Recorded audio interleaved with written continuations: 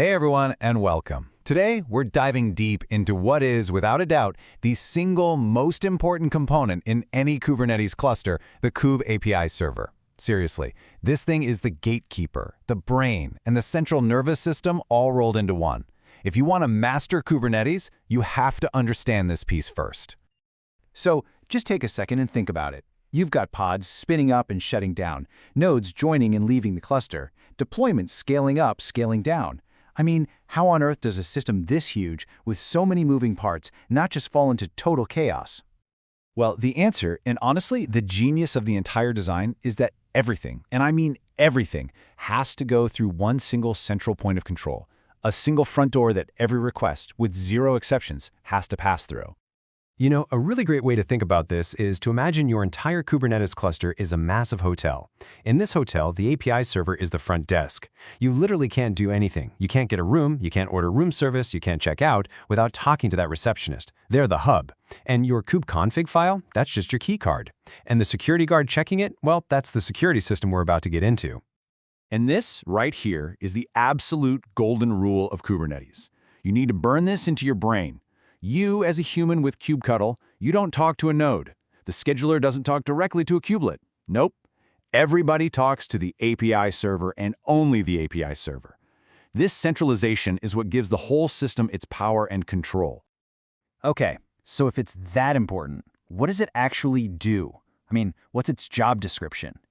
It's the core of what we call the control plane, the management layer of Kubernetes. So let's dive in and break down the 6 main jobs that this front door is responsible for. First and foremost, its job is to just listen. Every single kubectl apply command you run, every little status update from a kubelet on a worker node, every query from the scheduler, trying to find a home for a new pod, it all comes in as a request to the API server. It is the one and only communication bus for the entire cluster. So the moment a request comes in, the very first thing the API server does is act like a bouncer at a club. It puts its hand up and asks, "Who are you?" This is authentication. It has to verify the identity of whoever or whatever is making the request before that request is allowed to take another step. And how does it check your ID? Well, it has a few different ways. By far the most common method, especially for components, is using client certificates. That's because every cluster has its own internal certificate authority, or PKI, which makes it super secure and native. Things like service accounts often use bearer tokens. But the main takeaway is this: no request gets past this step without a valid, verifiable identity, period. All right, so the API server knows who you are. The very next question is, okay, but are you allowed to do what you're asking to do? This is authorization, and it's a totally separate check. In Kubernetes, this is usually handled by RBAC, which stands for Role-Based Access Control. It's just a fancy way of saying we can create super specific rules about who can do what. For instance, you could have a rule that says this developer can view pods in the dev namespace, but they are absolutely forbidden from deleting anything in the prod namespace. Now we get to the final security checkpoint. Let's say you're authenticated and you're authorized to create a new pod. Before the API server actually goes and makes it, it hands the request off to a chain of admission controllers. Think of these as powerful plugins that can double-check, validate, and even change your request to make sure it follows all the cluster-wide rules. It's the final quality control gate. And this is an incredibly powerful feature. For example, an admission controller can enforce a critical security policy, like just flat-out rejecting any container that tries to run as the all-powerful root user. Or it could even add things automatically, like making sure every new object gets a label that says team equals frontend. It's a safety net for the whole cluster. So, if a request manages to pass all 3 of those checks, authentication, authorization, and admission control, what's next? The API server takes that object's definition and writes it into etcd, which is the cluster's main database. And here's another one of those golden rules.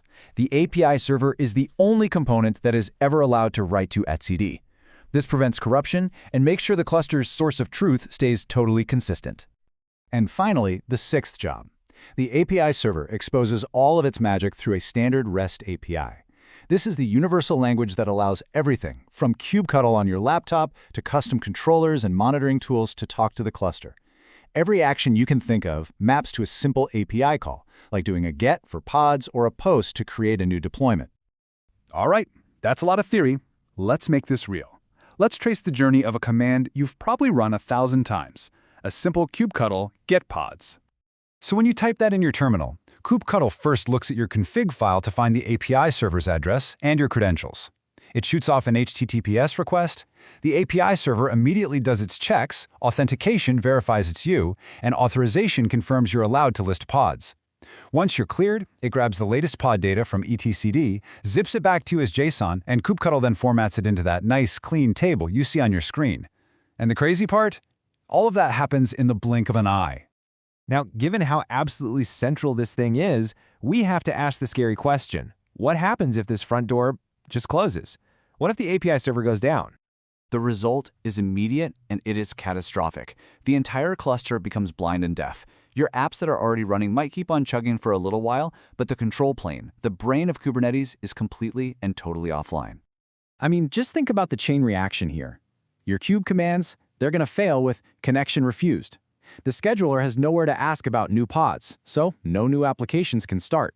The controllers can't get any updates, so they can't fix things if a pod dies. The cluster is basically dead in the water.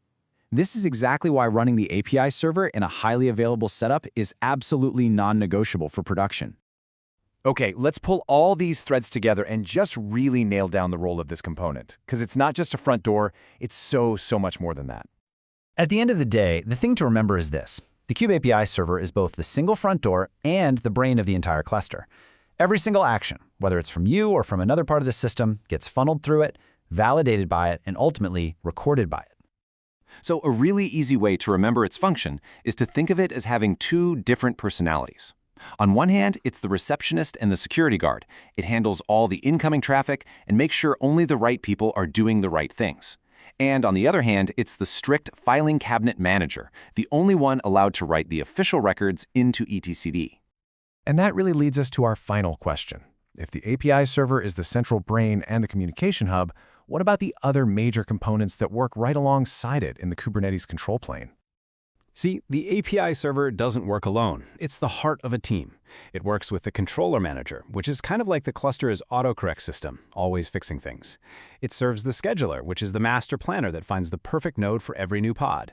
And it talks to the cloud controller manager, which handles all the specific stuff for your cloud provider, like load balancers and storage. Understanding how the API server is the gateway for all these other pieces is truly the key to unlocking Kubernetes. Thanks for tuning in.